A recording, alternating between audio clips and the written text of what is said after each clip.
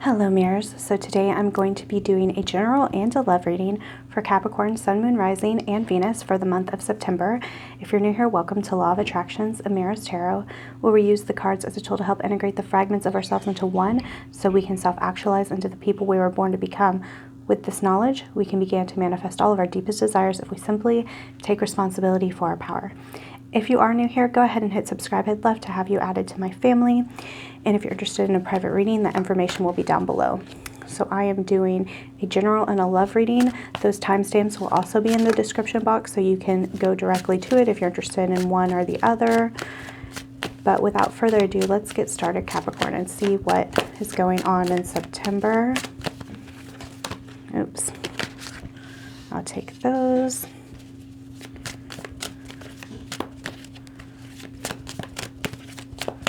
And these readings are going to be more intuitive this month. So if you do check out your other signs, no, it's too much. If you check out your moon, rising, and Venus, the cards that come out are going to be different. Meaning I'm intuitively grabbing whatever tarot or oracle I feel drawn to, rather than having a set thing for each one. Okay, so we have 8 of Spears, which is 8 of Wands, 6 of Cups, the Hierophant in the reverse, and Strength in the reverse. So something is happening very quickly. This could be that you're going to receive some message, because a lot of times 8 of Wands is about receiving a message. And then that you have the 6 of Cups, which often has to do with the past. So you could be receiving a message from somebody from your past this month, and that can really actually open your mind and kind of turn things over for you. The Hierophant is like this very structured, orderly, very strict and devoted energy, and when we see it in the reverse, it's often a sign that your mentality is going to be changing, and you're going to be seeing things in a new light. It's something that oftentimes can change your point of view completely, to where you start changing your habits, the way you think, the way you see the world. But with Strength in the reverse, I'm definitely going to get clarification on each of these. So this could mean a lot of different things. Obviously, for every person, it is going to be different. But I do want to go over some other meanings. When we have 8 of Wands with the 6 of Cups, this could be that something from your past is going to catch up with you. I don't see it as negative. We don't have 6 of Cups in the reverse, but it could be that you've been working on something for a while, and you've put effort into it since, when I think 6 of Cups, this is like since childhood kind of thing, for many years. This isn't just, oh, I've been working on something for a few months or for the past couple years. It could be something that you have been putting energy into for a long time. Things are going to change really fast. But I do want to, I want to take a look at Strength in the reverse. I want to get clarification on each of these, but I'm really curious why Strength in the reverse is here. Seems like a tough energy in conjunction with all of that. So we have 5 of Cups in the reverse. So this feels like you may not feel strong enough to let something go in the past. So even though it does seem like the past is something that is coming up for you, it may also have to do with, it may also have to do with not wanting to let go, because you feel like you need to hold on to that, your past ideas, in order to move forward, in order to feel comfortable. Let's see. So 8 of Spears. Is any clarification going to pop out for 8 of Spears? Doesn't seem like it wants to. There we go. Oh, 6 of Cups in the reverse. Okay, so we have 6 of Cups in the reverse, and we have it upright, which is really interesting. So this kind of feels like this is up to you. Can you allow yourself to let go of the past in order to move forward? Because then we have 6 of Cups in the Fool, which is really interesting, because the 6 of Cups is often about our childhoods and past. It could even be in reference to past lives. And the Fool is like a new perspective, which also coincides with the Hierophant over here in different ways. The Hierophant in the reverse is more letting go of the old structure, and the Fool is like just embarking on a journey. But sometimes I really look at the facings and I can see that I'm really noticing the Fool over here, very focused on here. So maybe the Fool is focused on the past. Maybe you are too focused on the past where it's difficult to start this new, to bring in this new energy. And so this month I see a lot of past energy, like so much, because we have 6 of Cups. In the reverse, we have it upright, and we have the 5 of Cups in the reverse, Hierophant in the reverse. So there is definitely this energy of focusing on the past, but because we have 6 of Cups upright and reversed, to me it feels like a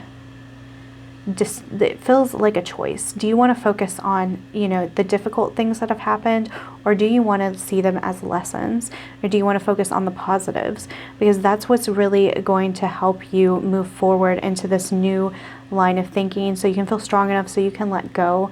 Because if we're so focused on how everything in the past has been so negative and how we didn't get what we wanted, rather than learning the lessons from it, then it's very difficult to move forward to the next phase of life, because we have Queen of Swords that is clarifying the Hierophant in the reverse. So Queen of Swords, she's very in control of her mind.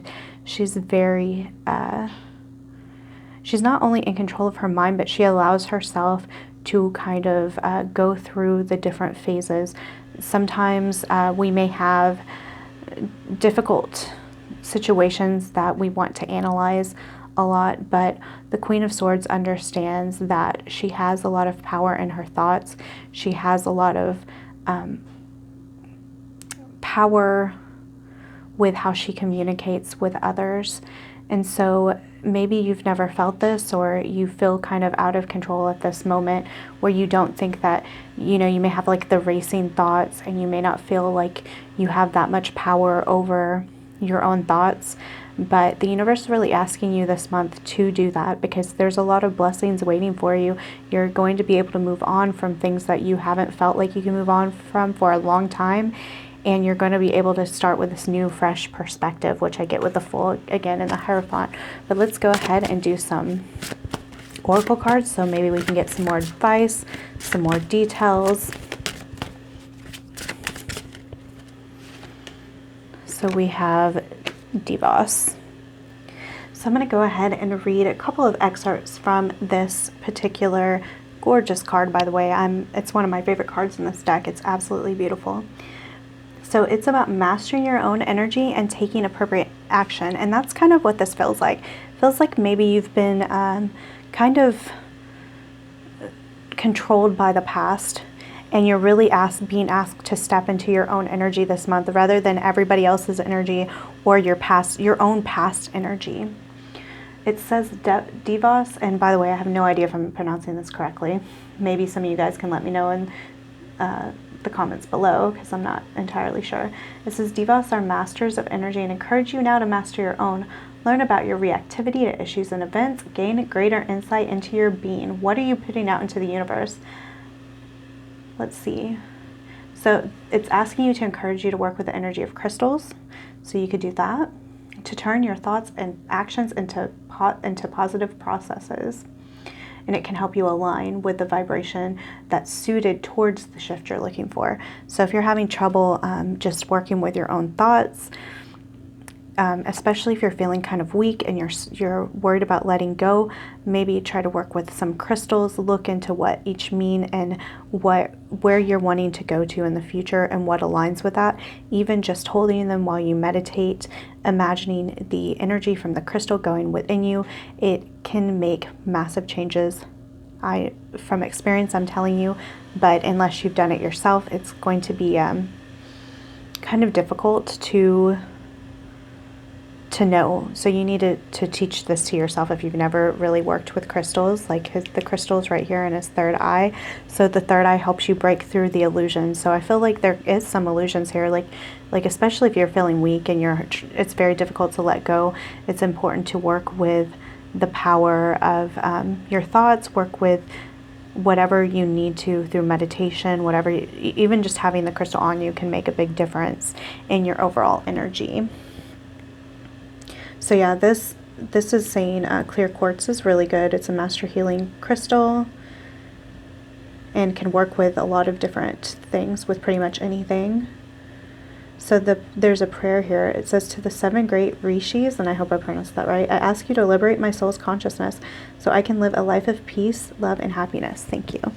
Okay, so that's really cool. Let's get some other things. I'm really feeling drawn to these healing cards.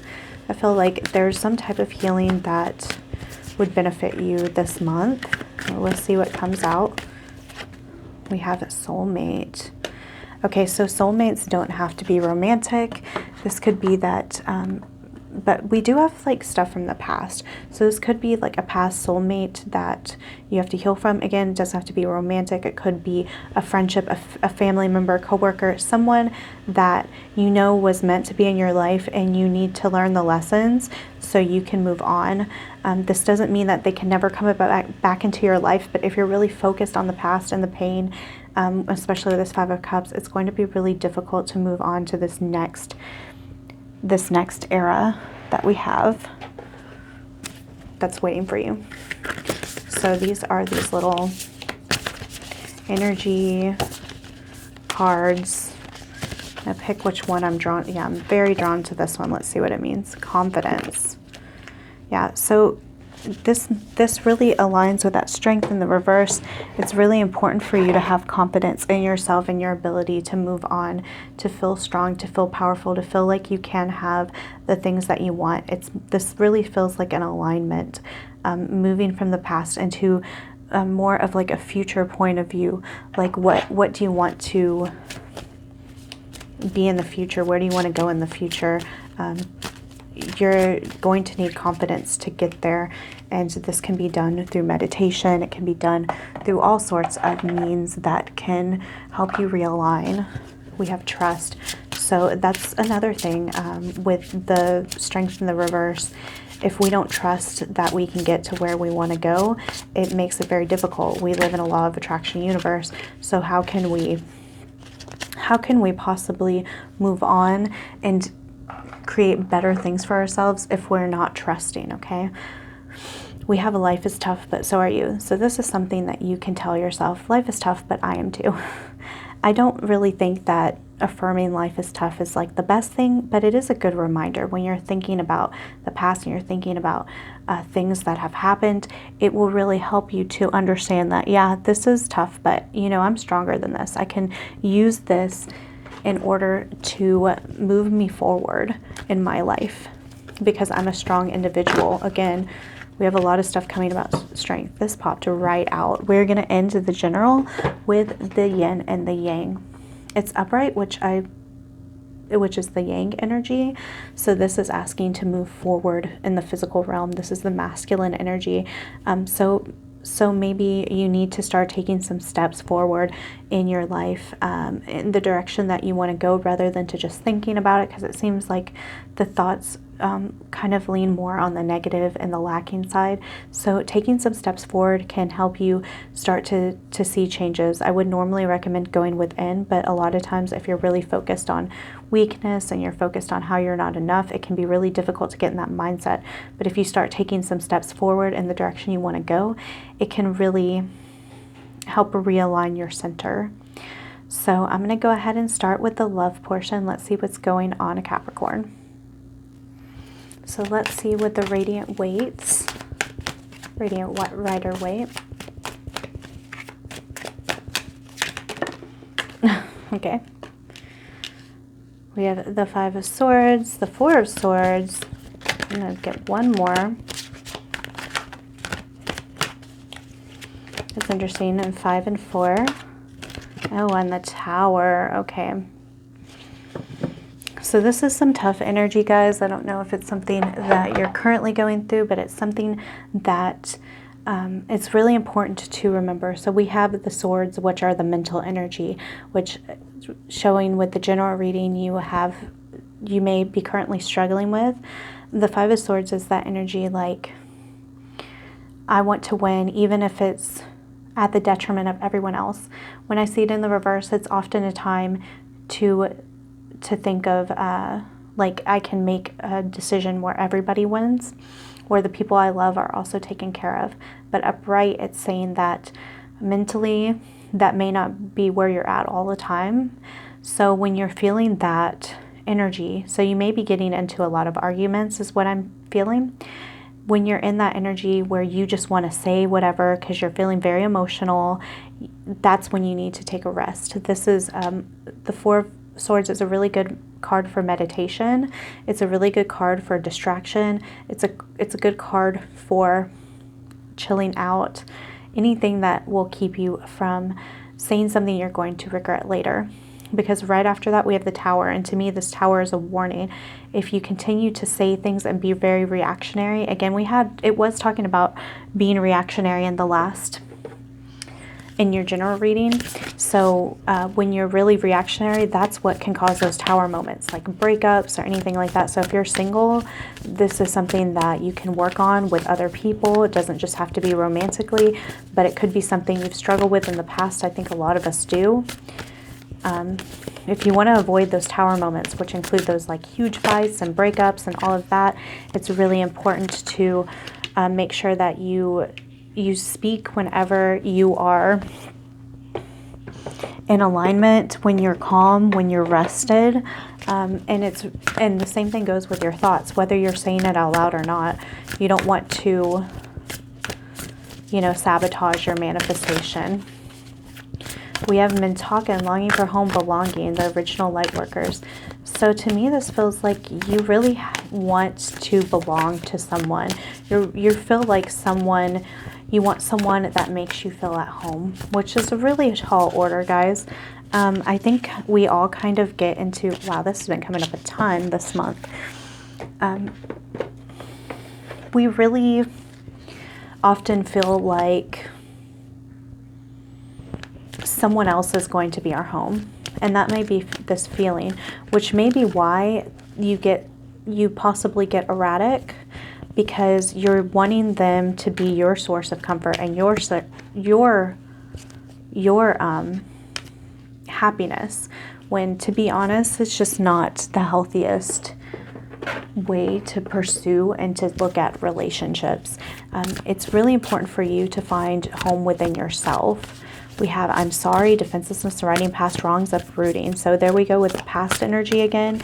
You may actually need to apologize to someone, to your person, for whatever, or learn to apologize, because if you always feel like the other person's in the wrong and you can't see your own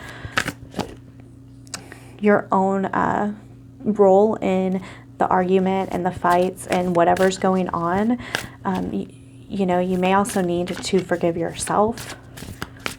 But like if you see these two people, it's like this is keeping them apart. A lot of times I've noticed that some couples, they will avoid saying they're sorry. They'll avoid the argument. It's like they just try to brush it under the table, and that's very difficult because you're not actually taking care of the problem. But guys, we have the synchronicity card, which is yin and yang again, like we got in the general reading. So I really feel like you're looking for a sense of balance in your relationship, or whether you're with someone or not. You don't want to give so much and receive so little, or vice versa. But we also have synchronicity here. So look for signs, look for guidance, pay attention to the world around you. It can give you a lot of answers, a lot of clarification. Let's see, we have choose love. You always have a choice as to what you should do. Yeah, it seems like there's a lot of volatile energy in this reading, and that's extremely tough. If you can choose love, if you can ask yourself, what is the loving thing to do? Not just for the other person, but for myself. What do I need to do? That means that if you always have that mindset, you can avoid being in really toxic relationships, treating someone very badly, treating yourself very badly.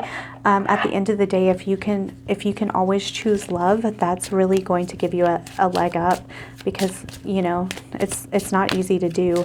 But if that's a question you can ask yourself when things do get rough, it can actually help you come into greater alignment with yourself and with your partner. Let's see. We have engagement in the reverse. Your love life is ascending to a higher level of commitment. So if you're looking for that commitment, this energy is the energy that's maybe stopping you from progressing in that way. So it's really important to be able to, you know, slow down, take a breath, and to realize that you can be preventing yourself from having a higher level of commitment with somebody, because you seem to be blocking yourself from, you know, love, from balance, from not just other people, but from your own, you know, sorry, I lost my train of thought, but like your blockages towards love internally. It's not just about the other person, because we manifest the difficulties in our lives, which is controversial, I know, but that's why I'm Law of Attractions and Mirrors Tarot. I firmly believe this, but you'd have to learn for yourself if that is true for you. So we have a fiery climax approaches, and it's time to take action. Look, full moon and new moon, both in Aries. So you may like actually be dealing with an Aries personally if you're watching this reading, but also I really take from this, the full moon is letting go. A fiery climax approaches. We've had a lot of really strong, belligerent energy, and don't take it offensively. I mean, some of us struggle with it more than others. I've had to work really hard on my temper, and I'm not going to pretend like I'm always perfect. There are times that it still comes up, and I have to learn how to, you know, get myself in Zen mode.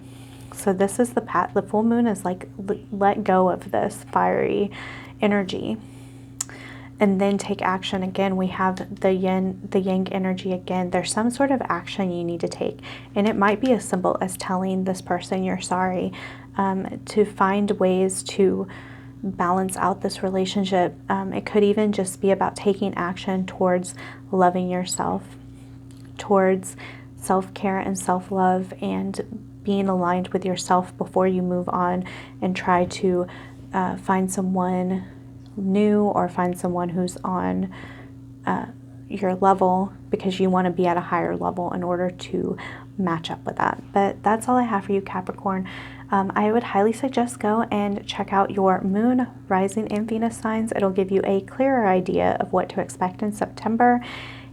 Please like, comment, subscribe. Also hit the notification bell. I would love to know if this resonated with you, so let me know in the comments down below.